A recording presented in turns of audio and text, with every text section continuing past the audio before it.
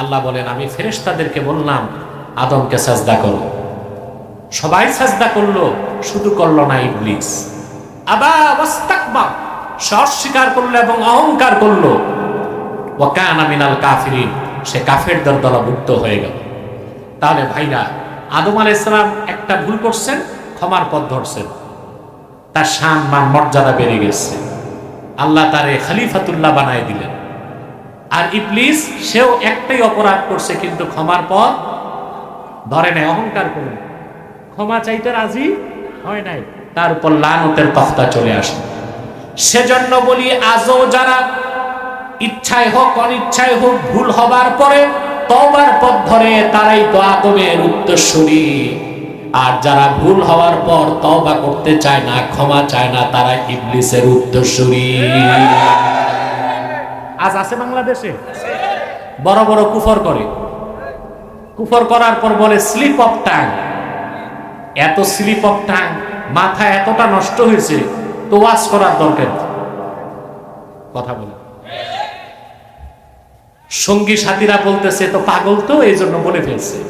তো তোমরা পাগলকে গাড়ি চালাইতে দাও, পাগল গাড়ি চালাতে পারে? যারা পাইলটিং করে, প্লেন চালায়, ওদের শারীরিক সুস্থতার প্রতি 100% নজর রাখতে হয়। পাইলটের যদি মাথা খারাপ হয়, প্লেন কি ল্যান্ড করবে না ক্র্যাশ হবে? ডাক্তার যদি মাথা খারাপ হয়, রোগী বাঁচবে না মরবে? বক্তা যদি মাথা খারাপ হয়, তো শ্রোতার অবস্থা কি হবে? কেউ ঈমান নিয়ে বাড়ি যাবে? কথা বলেন। দাল্লু ওয়া আদাল্লু, পথভ্রষ্ট হবে মানুষ, সেও মানুষকে পথভ্রষ্ট করবে, তারাও পথভ্রষ্ট হবে, মানুষকেও পথভ্রষ্ট করবে। ভুল আবার যেন তেন না, আল্লাহ তার রাসূলের শানের খেলাফ। তো ভুল যদি হয়ে থাকে, তওবা করো, ক্ষমা চাও। পরিষ্কার হানাফি মাযহাবের সবগুলো ফতোয়ার কিতাব সাক্ষ্য দেয়, ইন্না ইস্তিগফাফাল আমবিয়াই কুফরুন, আল্লাহ নবীগণের শান খাটো করা কুফরি। এমন কোন কথা বলা যা দিয়ে আল্লাহর কোন পয়গম্বরের মর্যাদার বিপক্ষে যায়, ওইটা কুফর, আর ব্যক্তি কাফের। এই যদি হয় পূর্বের পয়গম্বরদের ক্ষেত্রে, তাহলে যিনি আখিরি নবী, সরওয়ারে কায়নাত, নবীগণের মাথার তাজ মুহাম্মদ সাল্লাল্লাহু আলাইহি ওয়াসাল্লামের সুমহান আরশ চুম্বী সম্মানের খেলাফ যার বক্তব্য যায়, হোক বক্তা, হোক প্রবক্তা, হোক তক্তা, সে কাফের হয়ে যাবে, অবশ্যই তাকে কুফরের ফতোয়া দেওয়া হবে। ঠিক কিনা বলেন?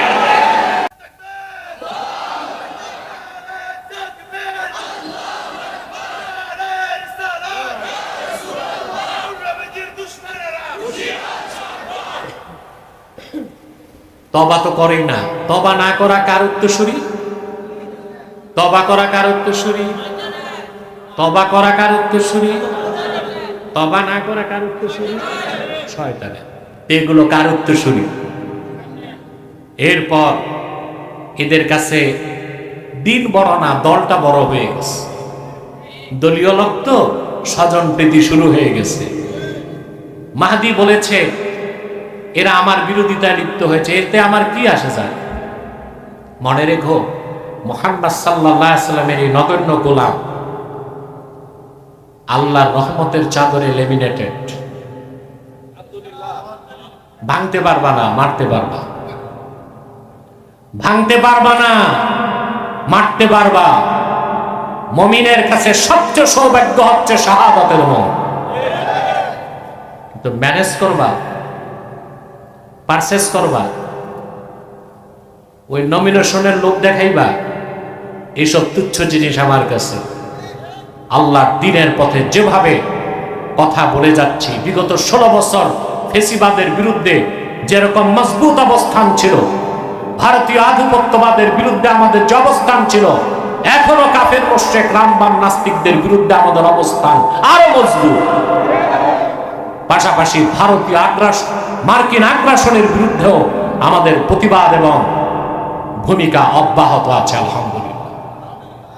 তাহলে ভাইরা, যে কথাটা বুঝাতে চাইলাম, যার ঈমান যত বেশি, ইয়াকিন যত মজবুত, সে তত বেশি তওবা করে, সে তত বেশি ক্ষমা চায়। আল্লাহর হাবিব বলেছেন, ইন্নী লা আস্তাগফিরুল্লাহ ফি কুল্লি ইয়াউমিন 70 মাররা ওয়া ফি রিওয়ায়াতিন 100 মাররা। নূর নবীজি মুহাম্মদ সাল্লাল্লাহু আলাইহি সাল্লাম বলেছেন, নিশ্চয় আমি প্রতিদিন আল্লাহর কাছে 70 বার ক্ষমা চাই, অন্য বর্ণনায় 100 বার ক্ষমা চাই। তার কারণ হচ্ছে, যত বেশি আল্লাহর কাছে ক্ষমা চাওয়া হয়, আল্লাহ তত বেশি খুশি হয়ে যায়। আমরা ক্ষমা চাইব। আল্লাহর হাবিব মুহাম্মদ সাল্লাল্লাহু আলাইহি ওয়াসাল্লামের গুনাহগার উম্মত হিসেবে আমাদের সবচেয়ে বড় আমল হচ্ছে মুমিনদের খুব বেশি বেশি আল্লাহর কাছে ক্ষমা চাওয়া, বেশি বেশি আল্লাহর কাছে ক্ষমা চাওয়া। আপনি কত গুনাহ করছেন, নামাজ পড়েন নাই, রোজা রাখেন নাই, হজ করেন নাই, যাকাত দেন নাই, আপনি গুনার কাজ করছেন, হারাম কাজ করছেন, জিনা ব্যভিচার করছেন, কোনো চিন্তা নাই, তওবার দরজা খোলা আছে। তওবার দরজা আল্লাহ নিজে ডাক দিয়ে বলেন, ইয়া ইবনা আদম লাউ বালাগাত যুনুবুকা আনানাস সামা সুম্মা ইস্তাগফারতানি লাগাফারতু লাক।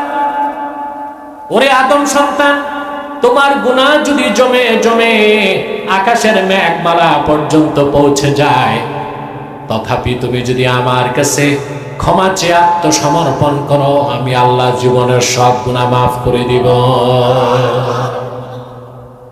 আমরা যদি সরাসরি বেহেশত চাই, বেহেশত উচ্চ মাকাম চাই, প্রথম কাজ হচ্ছে আল্লাহর কাছে ক্ষমা চাইতে হবে, ঠিক না?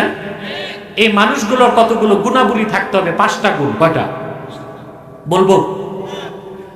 الصابرين والصادقين والقانتين والمنفقين والمستغفرين بالأسحار। যারা ধৈর্যশীল। সুবহানাল্লাহ। আপনাকে মুমিন হতে হলে ধৈর্য লাগবে। ধৈর্য কোনটা? আপনার প্রতিশোধ দেবার পূর্ণ ক্ষমতা আছে, তারপর যদি আপনি ছাড় দেন, ওইটা সবর। ওটা কি? সবর।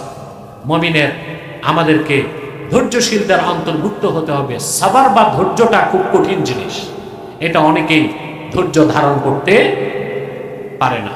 তবে আমরা সবরের মূল ব্যাখ্যাটা জানি না। আমরা মনে করি কেউ এক গালে একটা থাপ্পড় দিছে, আপনি বলবেন ভাই ব্যথা পাইছেন, আরেকটা গাল দিলাম, দেন আরেকটা জোরে ঠাসায়। এটার নাম সবর? কথা বলেন না, এটা কাপুরুষতা। সবর কি? ইমাম বাগাবী বলেছেন, আস-সাবরু আলা সালাসাতি আনওয়া। সবরের 3টা স্তর আছে, 3টা প্রকার। কয়টা প্রকার? প্রথম হচ্ছে আস-সাবরু আলা তাআত, নেক কাজে ধৈর্য ধারণ। যার সবর নাই, সে বেশি সময় নামাজ পড়তে পারে। কথা বলো। প্রত্যেক নেক আমলে সবর লাগবে। দেখবেন যাদের ধৈর্য নাই, জুমার নামাজের দিন এই লোকগুলো মসজিদে যে কাশাকাশি বেশি করে, ঘড়ি দেখে, সময় দেখে, যদি 5 মিনিট দেরি হয় তো ইমাম সাহেবকে ইশারা দেয়। মনে হয় ব্যস্ততা এইরকম যে কিছুক্ষণ পরে তার প্লেনে উঠতে হবে। দেখা গেল কিচ্ছু না, বিয়ে বাড়িতে দাওয়াত খেতে গেছে, কিন্তু মসজিদে 5 মিনিট বেশি বসার ধৈর্য নাই। প্রত্যেক নেক আমলে সবর লাগে। রোজা রাখার জন্য সবর লাগে, সবচেয়ে বেশি সবর লাগে হজ করার জন্য। হজের মতো কঠিন কোনো ইবাদত নাই, সবচেয়ে বেশি ধৈর্য লাগে হজে। অথচ আমাদের দেশের হাজিগুলো সবচেয়ে অধৈর্যের পরিচয় দেয় হজ করতে গেলে। সামান্য বিষয়ে দেখা যায় মুআল্লিমের সাথে মারামারি চলছে। আমি নিজে দেখছি আরাফার ময়দানে হাজি আর মুআল্লিম লাগছে, অথচ আরাফার ময়দানে মারামারি ঝগড়া ফাসাদ করলে হজ নষ্ট হয়ে যায়। লাগছে কি নিয়ে? মুআল্লিম খাবার দেয়নি। চিন্তা করেন, এত অধৈর্য লোকের হজ করতে যাওয়া উচিত হয়েছে? প্রত্যেকটা নেক আমলে কি লাগবে? ধৈর্য। কয় প্রকার? প্রথম হচ্ছে সাবরু আলা তাআত, নেক কাজে ধৈর্য। 2 নাম্বার হচ্ছে as-sabru আনিল মাআসির, সকল গুনার কাজ থেকে বাঁচার জন্য ধৈর্য লাগবে। প্রত্যেকটা গুনার কাজ চিত্তাকর্ষক, ধৈর্য না থাকলে গুনার কাজ ছাড়া যায়। কথা বলেন। 3 নাম্বার হচ্ছে as-sabru আলাল মাসায়েব, বিপদে আপদে ধৈর্য ধারণ। সেজন্য আল্লাহ তাআলা বলেছেন, যারা ঈমান আনে, আল্লাহর কাছে ক্ষমা চায় এবং সাবিরিন ধৈর্যশীল, তারপর বলেছেন ওয়াস-সাদিকিন সত্যবাদী। কি? যারা ধৈর্যশীল এবং সত্যবাদী। এখন সত্যবাদীর অর্থ কি তাও তো আমরা বুঝি না। যার ঈমান নাই সে কোনোদিন সত্যবাদী হতে পারে, এটা একটা সূক্ষ্ম বিষয়, মনোযোগ দিয়ে শোনেন। যার ঈমান নাই ও যদি সারাদিন সত্য কথা বলে, সত্যবাদী বিশেষণে তাকে বিশেষিত করা যাবে। যেমন আমরা কথায় কথায় বলে ফেলি, ভদ্রলোক হিন্দু হলে কি হবে? সত্যবাদী। বলি না? তার তো ঈমানই নাই, তো সত্যবাদী হবে কেমন করে? যার ঈমান নাই সে সত্যবাদী হতে পারে না। কোন অমুসলিম, কোন বেঈমান যদি সত্য কথা বলে, তাকে সত্যবাদী বলা যাবে না, বলা হবে তার কথাটা সত্য, তার কথাটা সত্য। কিন্তু সত্যবাদী বলতে হলে ঈমান লাগবে। সত্যবাদী কারা? আল্লাহ নিজে ব্যাখ্যা করেছেন, ইন্নামাল মুমিনুনা আল্লাযীনা আমানু বিল্লাহি ওয়া রাসূলিহি থুম্মা লাম ইয়ারতাবু ওয়া জাহাদু বিআমওয়ালিহিম ওয়া আনফুসিহিম ফি সাবিলিল্লাহি উলাইকা হুমুস সাদিকুন। আল্লাহ রাব্বুল আলামিন বলেন, যারা ঈমান এনেছে, নিশ্চয়ই যারা ঈমান এনেছে আল্লাহর উপর, আল্লাহর হাবিব মুহাম্মদ সাল্লাল্লাহু আলাইহি ওয়াসাল্লামের উপর, অতঃপর দিন বা ইসলামের কোনো কিছুকে সন্দেহ করলো না, জানার মাল নিয়ে আল্লাহর পথে লড়াই করলো, সেই সব ঈমানদাররাই আল্লাহর কাছে সত্যবাদী। তাহলে যার ঈমান নাই সে সত্যবাদী হতে পারে না। আমরা সত্যবাদী হব, সত্য কথা বলবো। আমাদের এই যে বাংলাদেশে যত স্থিরতা, সব হচ্ছে মিথ্যার আশ্রয় নেবার কারণে। এখন যে রাজনৈতিক অস্থিরতা, তার কারণ কি? একদল আরেক দলকে বিশ্বাস করতে পারছে না। আস্থাহীনতা, অবিশ্বস্ততার কারণে রাজনৈতিক কনফ্লিকশন বেড়ে যাচ্ছে বাংলাদেশে, ঠিক না? রাজনীতির মূল হচ্ছে ইমানদারি, আমানতদারি, সততা, সত্যবাদিতা। এগুলো যখন থাকবে না, তখন রাজনীতি আর জনসেবা হয় না, পেটের সেবা হয়। ইমানদারি, ইনসাফ, সততা, সত্যবাদিতা যখন থাকবে না, তখন ওইটা রাজনীতি, জনসেবা না, ওইটা হয় কি? পেট সেবা। অতএব আমাদেরকে সত্যবাদী হতে হবে। তারপর আল্লাহ তাআলা বলেন ওয়াল কানিতিন, সুবহানাল্লাহ। এটা শাব্দিক অর্থ বিনয়ী, কিন্তু বিনয়ী অর্থ নেওয়া যাবে না এখানে। শুধুমাত্র কানিতিনের ব্যাখ্যায় কুরতুবী লিখেছেন ওয়াল মুদাওয়িমিনা ফি তাআতিল্লাহ, সব সময় যারা আল্লাহর ইবাদতে নিয়োজিত থাকে, অর্থাৎ ইবাদত কম করলেও নিয়মিত ইবাদত করে। দেখা গেল একজন ব্যক্তি একদিন 100 রাকাত তাহাজ্জুদ পড়ছে, আরেকদিন ফজরও পড়ে না, এই লোকটা কানিতিন হতে পারবে না। বরং যে লোক প্রতিদিন 4 রাকাত করে তাহাজ্জুদ পড়ে যাবে, আল্লাহ তাকে কানিতিনের দরজা দান করবেন, বলেন সুবহানাল্লাহ। এর মানে নিয়মিত ইবাদত গুজার, নিয়মিত। তারপর আল্লাহ বলেন ওয়াল মুনফিকিন, যারা আল্লাহর পথে খরচ করে। সুবহানাল্লাহ। আল্লাহর পথে খরচ করেন, কথা বলেন।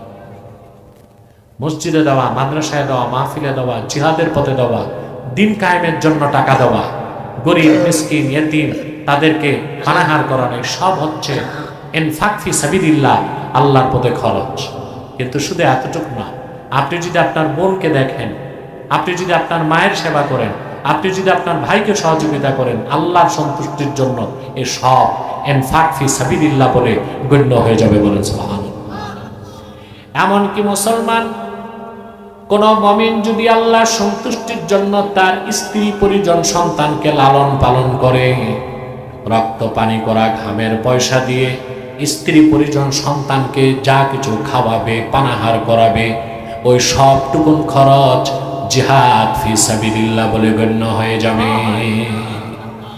বুখারী শরীফের হাদিস, আল্লাহর হাবিব সাল্লাল্লাহু আলাইহি ওয়াসাল্লাম এক সাহাবীকে বললেন, সাহাবী, তুমি তোমার স্ত্রীর মুখে খাদ্যের যে লোকমাটা তুলে দাও, তাবতাগি বিহা ওয়াজহাল্লাহ, স্ত্রীর মুখে লোকমা তুলে দেবার ক্ষেত্রে যদি তুমি আল্লাহর সন্তুষ্টি কামনা করো, তোমার স্ত্রীর মুখে লোকমা তুলে দেবার বিনিময়ে আল্লাহ তাআলা তোমাকে সদকার সওয়াব দিয়ে দিবে।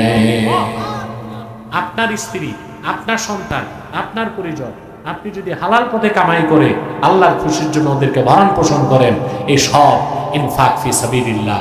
তবে আল্লাহ সবচেয়ে খুশি হন ইয়াতীমকে আদর করলে আর মিসকিনকে খাওয়ালে। বলেন সুবহানাল্লাহ।